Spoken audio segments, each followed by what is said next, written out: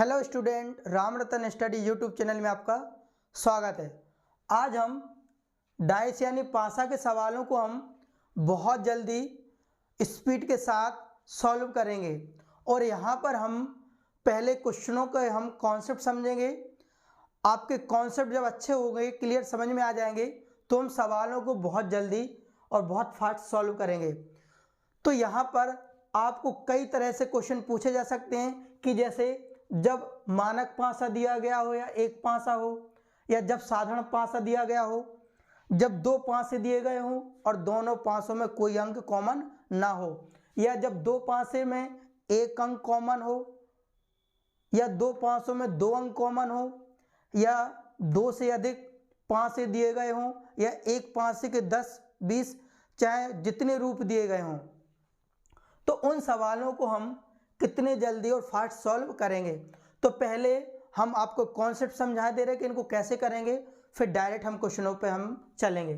ठीक है, जैसे यदि कहा जाए आपसे कि ये क्वेश्चन दिया कि पहला है, देखिए रूल क्या है, जब मानक पासा दिया गया हो, मानक पासा क्या होता है कि विपरीत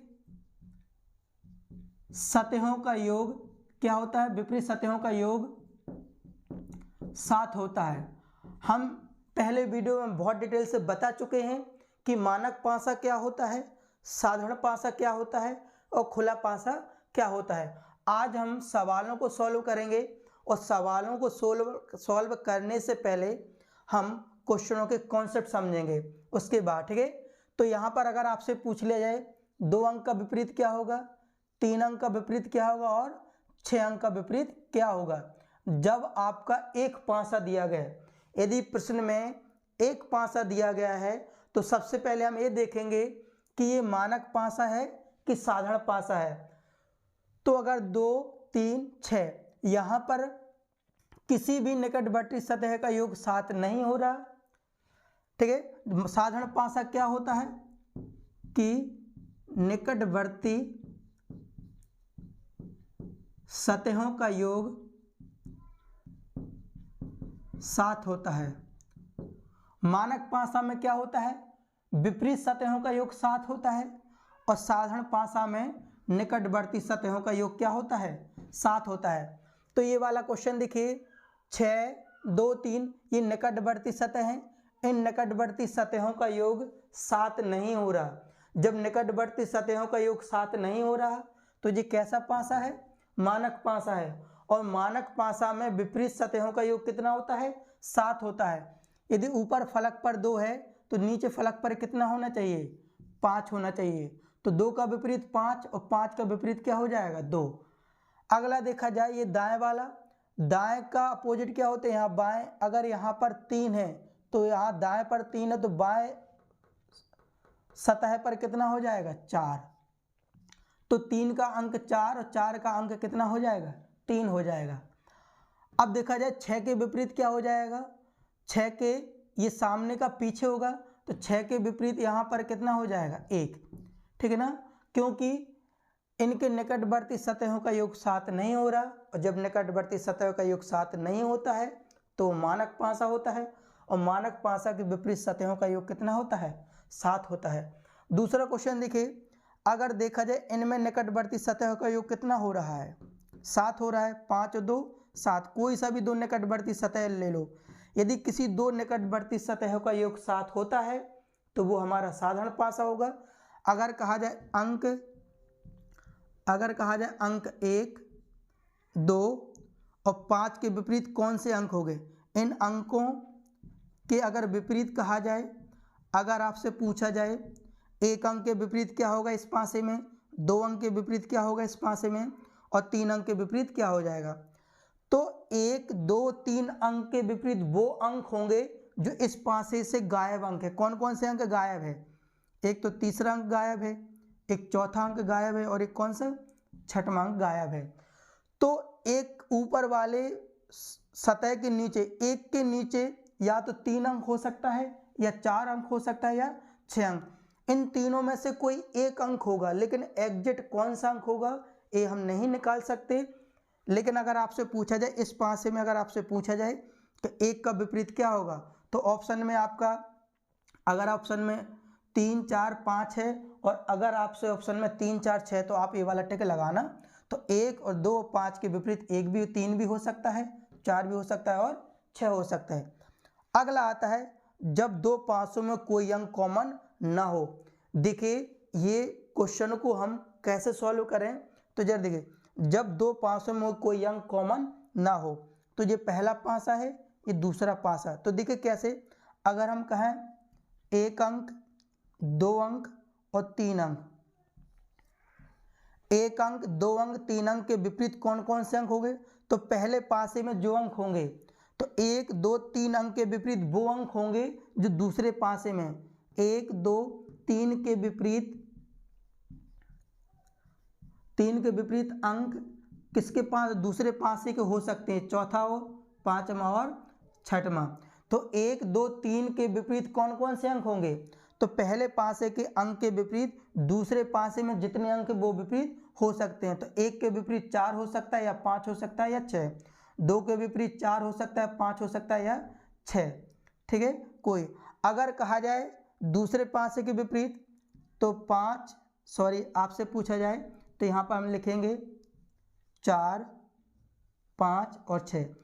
अगर इस दूसरे वाले पासे के विपरीत पूछा जाता है, या आपसे ये पूछा जाता है 5 का विपरीत क्या होगा, या आपसे पूछा जाए 4 अंक का विपरीत क्या होगा, या आपसे पूछा 6 अंक के विपरीत होगा, तो 4 या 5 या 6 इन अंकों के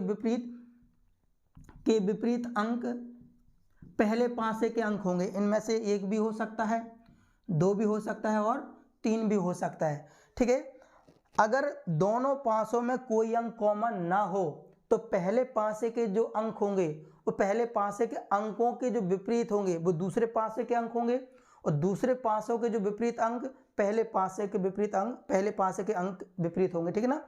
या फिर ऐसा होता है कि ऊपर ऊपर विपरीत होता है, ऊपर ऊपर विपरीत होता है, और दूर दूर विपरीत होता है, दूर दूर विपरीत होता है, और पास पास विपरीत होता है। क्या होता है, पास पास। अगर आपसे केवल अगर आपसे कहा जाए कि एग्जैक्ट पूछा जाए, तो अगर कहा जाए 1 का विपरीत, ठीक है, अगर यहाँ दिखाई नहीं दे रहा तो हम इसके बीच में लिख दे रहे, तो समझना यहाँ पर क्या हम कह रहे हैं। अगर आपसे पूछा जाए 1 के विपरीत, ऊपर ऊपर विपरीत होता है जब दोनों पासों में कोई अंक कॉमन ना हो, तो उसको हम 2 तरह से सॉल्व कर सकते हैं। कैसे कर सकते हैं, एक तो हम ऐसे सॉल्व कर सकते हैं कि पहले पासे के अंक के विपरीत दूसरे पासे के अंक होंगे, और दूसरे पासों के विपरीत पहले पासे के अंक होंगे, ठीक है। लेकिन एक तरीका और है कि जब एग्जैक्ट पूछा जाए कौन सा अंक विपरीत होता है, तो ऊपर ऊपर का विपरीत हो जाएगा, दूर दूर का विपरीत हो जाएगा, पास पास का विपरीत हो जाएगा। तो अगर कहा जाए 1 का विपरीत क्या हो जाएगा, 5 अंक, और 5 का क्या हो जाएगा 1, 2 का विपरीत 6 हो जाएगा, 2 का विपरीत 6 हो जाएगा, और 6 का क्या हो जाएगा 2, 3 का विपरीत क्या हो जाएगा, 3 का विपरीत 4 हो जाएगा, 4 का क्या हो जाएगा 3। तो ये दूसरा तरीका हो गया सॉल्व करने का। तो ऊपर ऊपर विपरीत होता है, पास पास विपरीत होता है, दूर दूर विपरीत होता है, जब दोनों पासों में कोई अंक कॉमन ना हो। समझ गए ना। अगला देखिए जरा, जब दो पासों में एक अंक कॉमन हो, जब दो पासों में एक अंक कॉमन हो, तो कॉमन अंक से हम घड़ी की दिशा में घुमाते हैं तीर द्वारा। कॉमन अंक से हमने घड़ी की दिशा में घुमाया इसको, तो ये आएगा 2, फिर क्या आएगा 4, और फिर क्या आएगा 5, ठीक है। यहाँ से हम कॉमन अंक से घड़ी की दिशा में घुमाएंगे तीर द्वारा, तो 2, फिर आएगा 1, और फिर क्या है 6। अगर आपसे पूछा जाए 4 का विपरीत क्या हो जाएगा 1, अगर आपसे पूछे 5 का विपरीत क्या हो जाएगा 6, अगर कहा जाए 2 का विपरीत क्या होगा, तो कॉमन अंक के विपरीत वो अंक कॉमन अंक के विपरीत वो अंक विपरीत होता है जो दोनों पासों से अंक गायब। दोनों पासों से कौन सा अंक गायब है, 3। कौन सा अंक गायब है, 3। अगर सवाल में दोनों पासों में कोई एक अंक कॉमन हो और कॉमन ही अंक का विपरीत पूछा जाए, फिर से सुनिए मैंने क्या कहा, जब दोनों पासों में कोई एक अंक कॉमन हो, जब दोनों पासों में कोई एक अंक कॉमन हो और आपसे कॉमन अंक के विपरीत ही पूछा जाए, तो कॉमन अंक के विपरीत वो अंक होगा जो दोनों पासों में गायब है। अगर इसी पासे में आपसे पूछा जाता कि 2 के विपरीत क्या होता, 2 दोनों में कॉमन है और कौन सा अंक गायब है, 3, तो 2 का विपरीत क्या हो जाता, 3 हो जाता। अगर कॉमन अंक के विपरीत अदर अंकों का पूछा जाता, तो आप कॉमन अंक से घड़ी की दिशा में तीर द्वारा घुमाते, जैसे 2 फिर 4 फिर 5, 2 4 5, इसमें कॉमन अंक क्या है 2, 2 फिर 1 और फिर 6, तो 4 का विपरीत 1, 5 के विपरीत 6 और कॉमन अंक के विपरीत क्या हो जाएगा 3, जो दोनों से गायब है। अब देखिए जब दो पाँचों में 2 अंक कॉमन हो, तो जब दो पाँचों में 2 अंक कॉमन है, जैसे इसमें 2 कॉमन है, इसमें 3 कॉमन है, तो शेष बचा अंक एक दूसरे के क्या होगा विपरीत होगा। जब दो पाँचों में 2 अंक कॉमन हो तो शेष बचा अंक एक दूसरे के क्या हो जाएगा विपरीत। तो यहाँ 5 का विपरीत क्या हो जाएगा 6 और 6 का विपरीत क्या हो जाएगा 5 हो जाएगा। अब देखिए जब 2 या 2 से अधिक पाँचे दिए गए हों, जब 2 या 2 से अधिक पाँचे दिए गए हों तो इसको हम कैसे सॉल्व करेंगे, ठीक है। इसको हम अभी साफ करे दे रहे हैं, फिर इसको हम सॉल्व करें, ठीक है। आप इसका स्क्रीनशॉट या नोट करना चाहते हो तो नोट कर लीजिए। अब ये 6वां वाला रूल पढ़ा रहे हैं, ठीक है। जब 2 या 2 से अधिक पाँचे दिए गए हों तो अगर हमें इन्हें किसी भी अंक का विपरीत पूछा जाए, कोई भी अंकों का आपका विपरीत पूछा जाए तो बड़ा आसान है। सबसे पहले हम क्या ले रहे हैं, पहले और दूसरे पाँचे को ले रहे। देखिए पहला और हम दूसरा पाँचे को ले लें, इन दोनों पाँचों में कौन से अंक कॉमन है। अगर देखिए इसमें 4 कॉमन है, इसमें 4 कॉमन है, इसमें 6 कॉमन है, इसमें 6 कॉमन, तो एक का विपरीत क्या हो जाएगा 5। पहले और दूसरे पाँचे को ले रहे क्योंकि दो अंक क्या है इसमें कॉमन है, तो शेष बचा अंक एक दूसरे के विपरीत हो जाएगा, तो एक का विपरीत क्या हो जाएगा 5 और 5 का विपरीत क्या हो जाएगा 1 हो जाएगा। अगर हम इन दोनों को ले दूसरे और तीसरे पाँचे को ले लें, दूसरे और तीसरे को पाँचे, हम कोई सा भी पाँचा लें हमारा आंसर सही आएगा। किसी भी पाँचे से लेकर आप सॉल्व कर सकते हो। अगर दूसरे और तीसरे पाँचे को ले तो दोनों पाँचों में कौन सा अंक कॉमन है, दोनों पाँचों में कौन सा अंक कॉमन है, ठीक है। दोनों पाँचों में कोई अंक कॉमन नहीं है।